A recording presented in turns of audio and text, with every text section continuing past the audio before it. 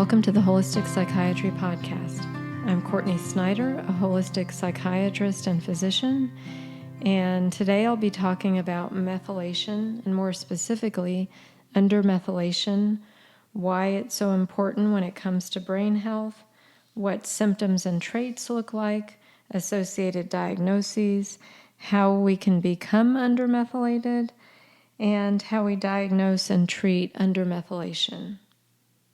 So I'd like to start with why understanding undermethylation is so important. And methylation and the understanding of methylation come out of the Walsh Research Institute, where they studied thousands of people, over 30,000 people with brain-related symptoms, and found that there were particular nutrient imbalances that were contributing to their symptoms, and that by correcting those nutrient imbalances, their symptoms for most people improved. One of those imbalances relate to methyl and folate, and that brings us to our topic today, which is undermethylation. Now, undermethylation very much impacts our personality and our mental health. It also raises our vulnerability to things like developmental disorders such as autism, cardiovascular disease, neurodegenerative disorders such as Alzheimer's and Parkinson's, and even cancer. In the general population, there's about 22% of people who are undermethylated. And keep in mind, these will be individuals who are highly driven, highly motivated, often perfectionistic and competitive, and detail-oriented. So most physicians, most accountants, engineers, and most highly competitive athletes will be undermethylated. So having undermethylation is not inherently pathologic. It again raises one's vulnerability. So again, about 22% of the general population is undermethylated. And in the psychiatric population, it's around 60 to 65%. Undermethylation is one of the most common underlying factors in major depression. And the other reason it's important to understand something about undermethylation is that we have a degree of control over how undermethylated we are. There are actually ways that we can impact our methylation status to a point. So how does one become undermethylated? First, it's important to realize that there are a number of genes that contribute to our methylation status. The most known of these is MTHFR, though by itself it does not necessarily determine someone will be undermethylated. It can raise a vulnerability there if someone has a mutation on that particular gene.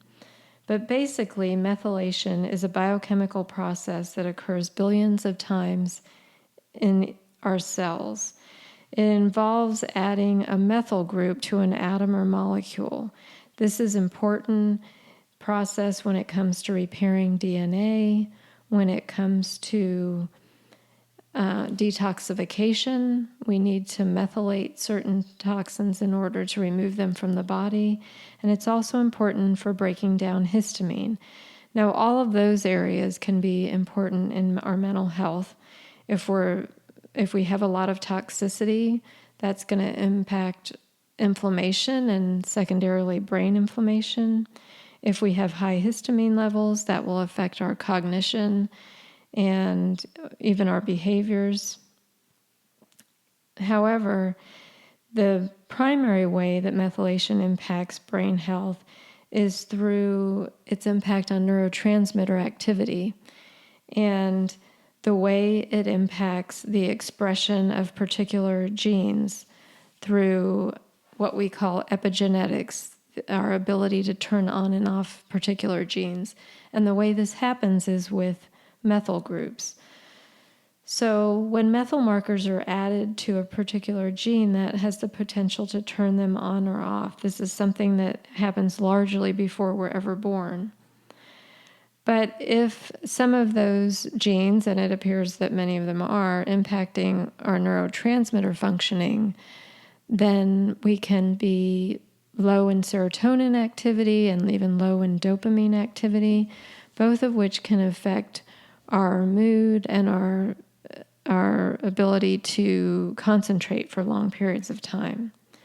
So when someone is undermethylated, what you might consider is that they may look very left brain. They may be someone who gets stuck in the details. They may have obsessive compulsive tendencies, be perfectionistic, even ritualistic. They may have problems along the same lines as this idea of being stuck in the details. They may be prone to addiction, be prone to phobias. They may have dietary inflexibility. They will be, as I mentioned earlier, vulnerable to chronic depression and even social isolation. They may tend to be more competitive and come from highly accomplished families because, again, a number of things that I've mentioned would move someone forward in our culture's value of competition and perfectionism.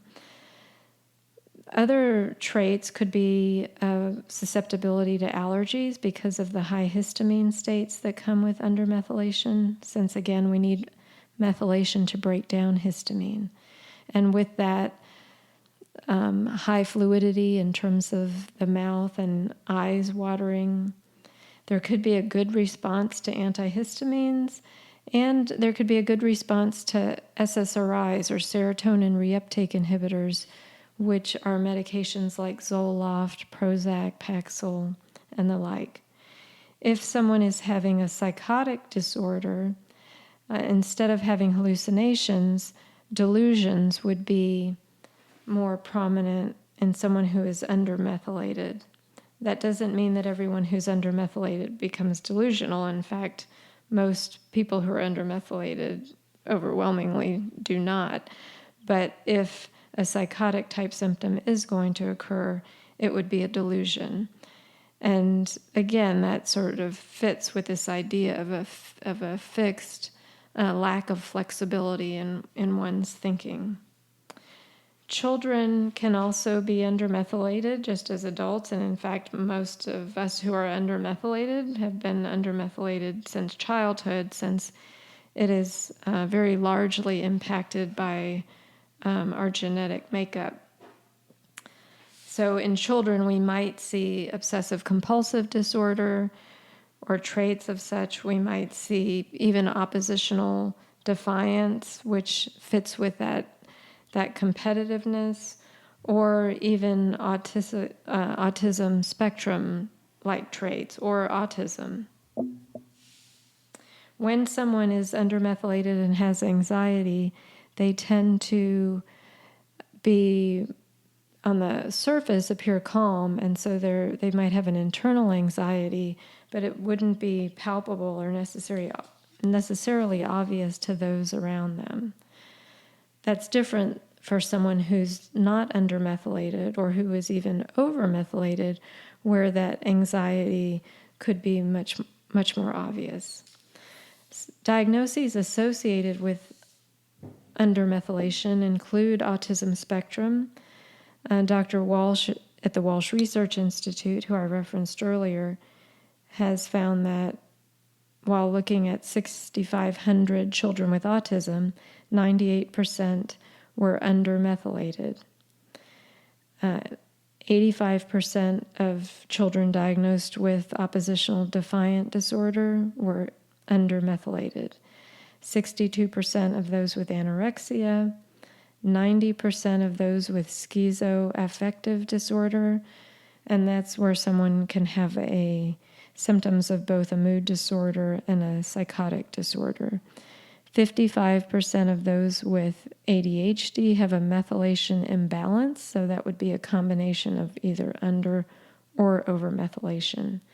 When it comes to depression and biochemical imbalances specifically, 38% of those that the Walsh Research Institute studied, and this was 3,600 people with depression, 38% were found to be undermethylated.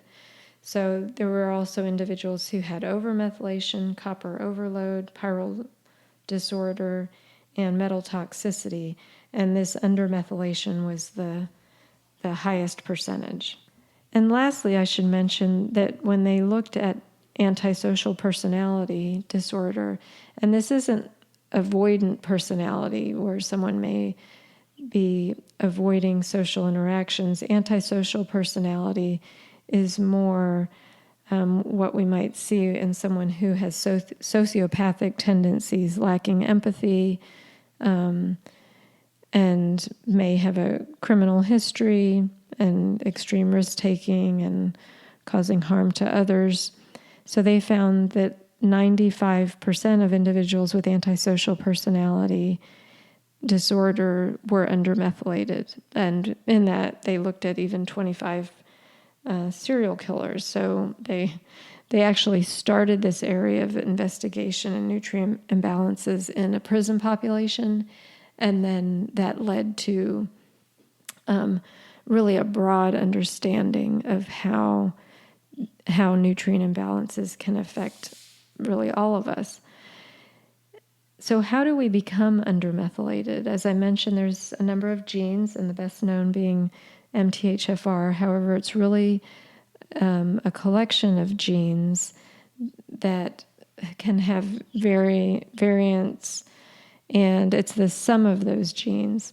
So while if someone has a SNP, we would say, on the MTHFR gene coming from both parents at the C677T location, that would much more likely raise their risk of being undermethylated. However, knowing that someone has that gene does not determine that. Other factors can be later in life, either, and as I mentioned earlier, some of our genetic expression is determined in utero before we're ever born.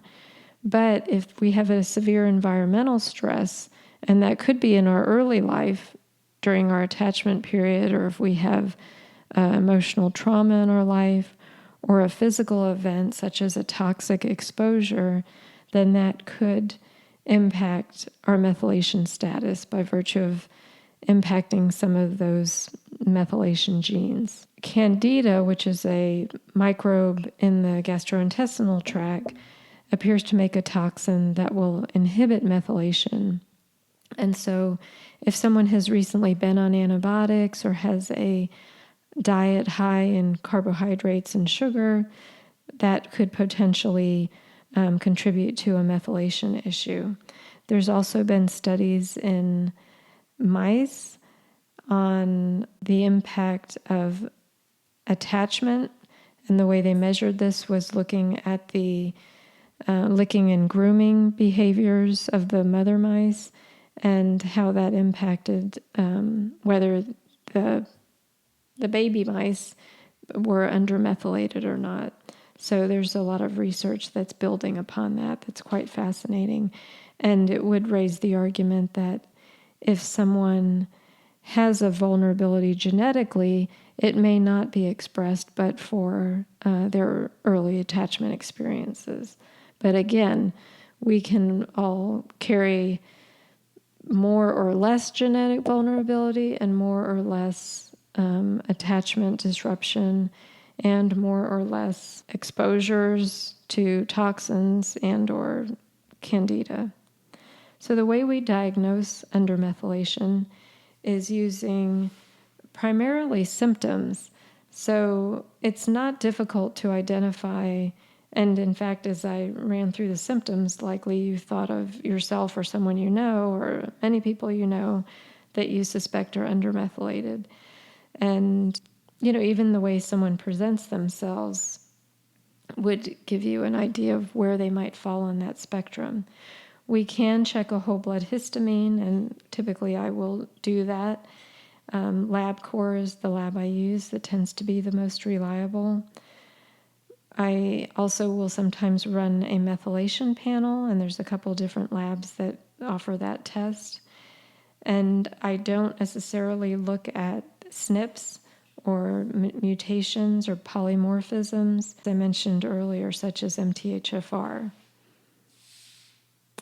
The treatments aim to normalize methylation. If we can enhance the particular nutrients that are helping keeping this cycle moving, or the products of this cycle, then we can help someone with impaired neurotransmitter functioning. So SAMe, which stands for S-adenosyl L-methionine, we use in combination with B12, calcium and magnesium, and often B6. Diet is important. We get methyl from methionine, which is an amino acid. We get methyl from our diet, specifically from protein. If someone is showing evidence of low serotonin states, and this might be somewhat of a detached appearance, a tendency to perfectionism or obsessive compulsive symptoms or depression, then we would not recommend that they be on any form of folate, as that could further downregulate receptors for serotonin. So we have people who are undermethylated avoid multivitamins, which have a number of nutrients, but usually the highest in there is folate. And again, we encourage a diet high in protein.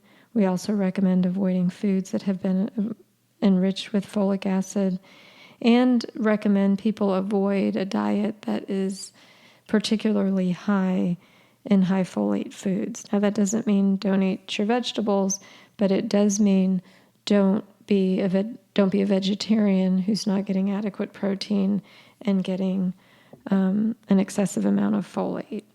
And I would also add, and this doesn't come out of the Walsh Research Institute, but comes out of my own experience with patients and helping people who are undermethylated, is because these traits so much align with the left hemisphere and a deficiency thus in the right hemisphere, I encourage people do activities to enhance the functioning of their right hemisphere, to really grow that part of their brain and activate those nerves, fitting with the concept of, if we're not using particular neural pathways, then they're going to basically be the first to decline and degenerate, whereas when we're using neurologic pathways, those are the ones that are going to wire and connect. So I'm not going to talk about it here, but I do have other resources, including the last talk that I gave on the live teaching, which was all about ways to access the right hemisphere. Contraindications or complications with treatment. If someone has a high homocysteine level, that is a blood test that's often used as a marker for cardiovascular disease.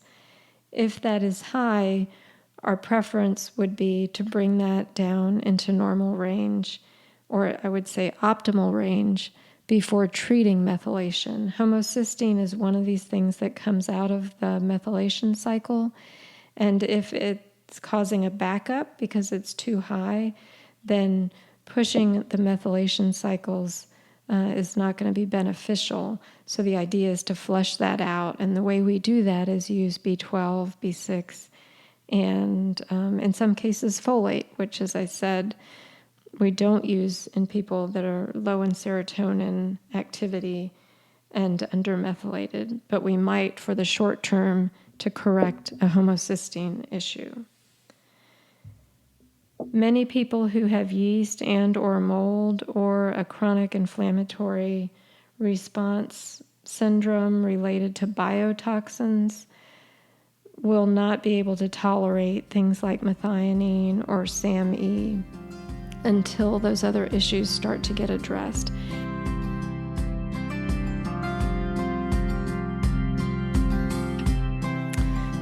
So in the teaching, I'm going to talk about some of the controversies around this and why some doctors will be talking about taking folate if you're undermethylated and have MTHFR, why psychiatrists in the conventional realm will look for that gene and put people on high dose folate, and how that is contradictory from what has been learned in the Walsh Research Institute.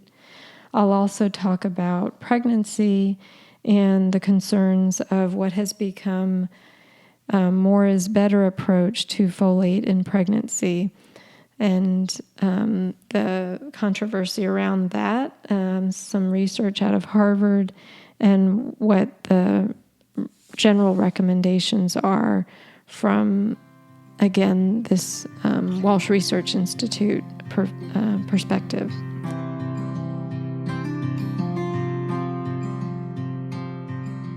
So if you or someone you know is struggling with symptoms related potentially to undermethylation and you'd like to learn more, I will be having a live teaching this Tuesday, and with that, a Q&A. I also have information on my website where you can access blog posts, but also, again, the live teaching there. And the website is CourtneySnyderMD.com.